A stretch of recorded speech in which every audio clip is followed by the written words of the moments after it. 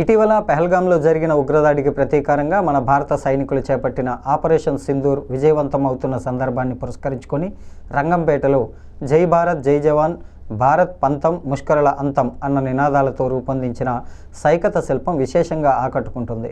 తూర్పుగోదావరి జిల్లా రంగంపేటకు చెందిన ప్రముఖ సైకత శిల్పి కుమార్తెలు సోహిత ధన్యత దేవిన సిస్టర్స్ సైకత శిల్పం రూపొందించారు. ఒకవైపు జవాన్ను, మరోవైపు గర్జిస్తున్న మహిళను 10 గంటల సమయంలో 3 యూనిట్ల ఇసుకతో ఈ సైకత శిల్పం రూపొందించినట్లు వారు తెలిపారు. పెద్ద ఎత్తున ప్రజలు ఈ సైకత శిల్పాన్ని సందర్శించి వారికి అభినందనలు తెలియజేస్తున్నారు. ప్రజల్లో దేశభక్తిని పెంపొందించేలా ఈ సైకత శిల్పం ఉందని కొనియాడుతూ ఉన్నారు.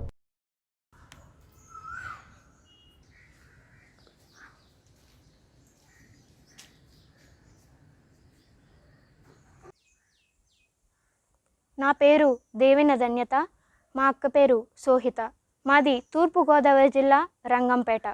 ఇటీవల పహల్గాంలో జరిగిన ఉగ్రదాడికి ప్రతీకారంగా మన భారత సైనికులు చేపట్టిన ఆపరేషన్ సింధూర్ విజయవంతమైన సందర్భంగా మేము ఈ సైకత శిల్పాన్ని రూపొందించాము.